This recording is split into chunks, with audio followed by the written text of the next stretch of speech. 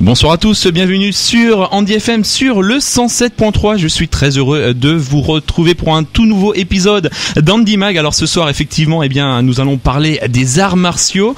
Je vais recevoir pour l'occasion un maître en la matière, un professeur d'aïkido. Il s'agit de Patrick Belvaux. Patrick, bonsoir. Bonsoir, merci de me recevoir. Alors Patrick, vous êtes un professeur d'aïkido. Finalement, quelle est votre principale activité ? Présentez-vous un petit peu.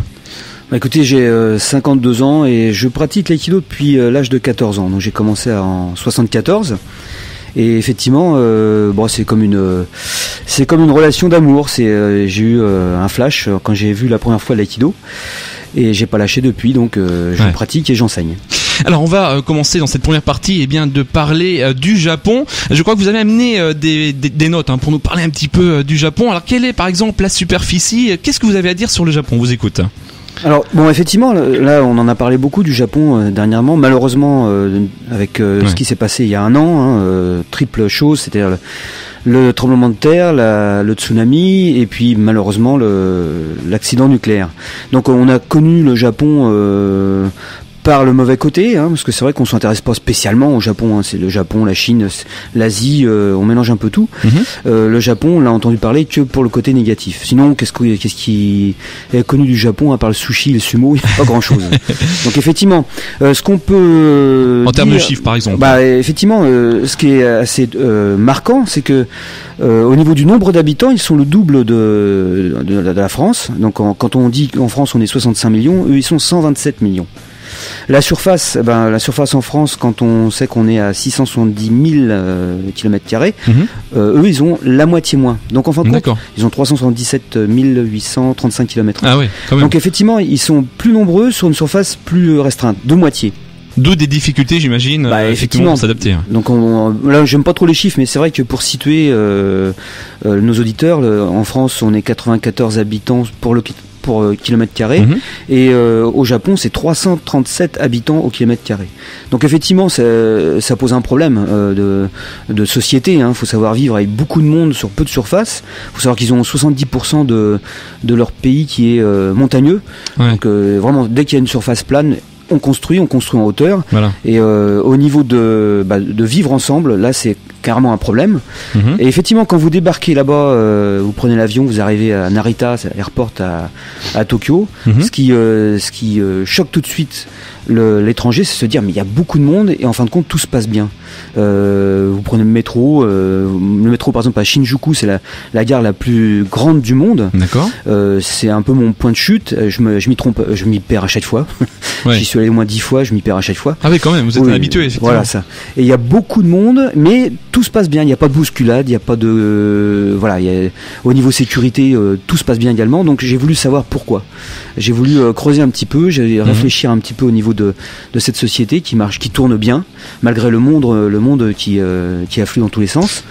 Et puis j'ai fait un rapport avec tout ce que j'ai pu pratiquer, constater, tous les arts japonais, et j'ai fait un pont. Je suis revenu un petit peu sur l'histoire du Japon.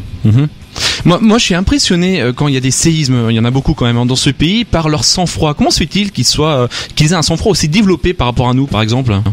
Effectivement, ça c'est dû à le cursus de japonais, enfin le cursus, ce qu'il a dans les gènes, j'allais dire, c'est son histoire. Et son histoire était basée sur le fait que ce soit un archipel fermé, c'est-à-dire que il y a 6800 îles, donc on compte les îlots, etc.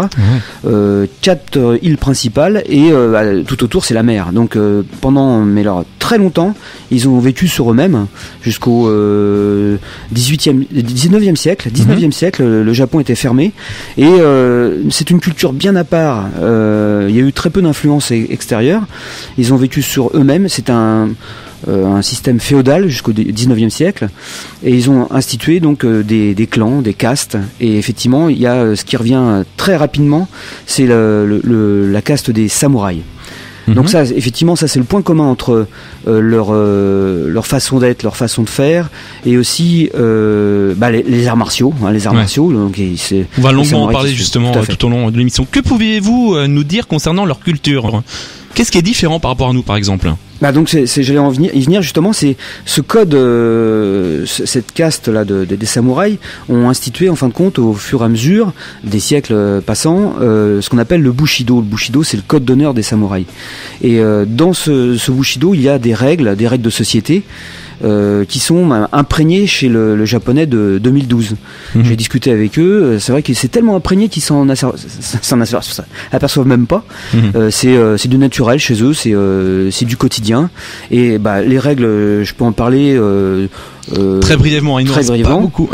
Effectivement, donc tout simplement, c'est la recherche de la juste attitude quand ils sont en société, le minimum de choses, rien d'extravagant, tout est, on va directement au but, et il y a la sincérité derrière, il y a plein de choses. Donc ça, on pourra le voir un peu plus tard tout à l'heure.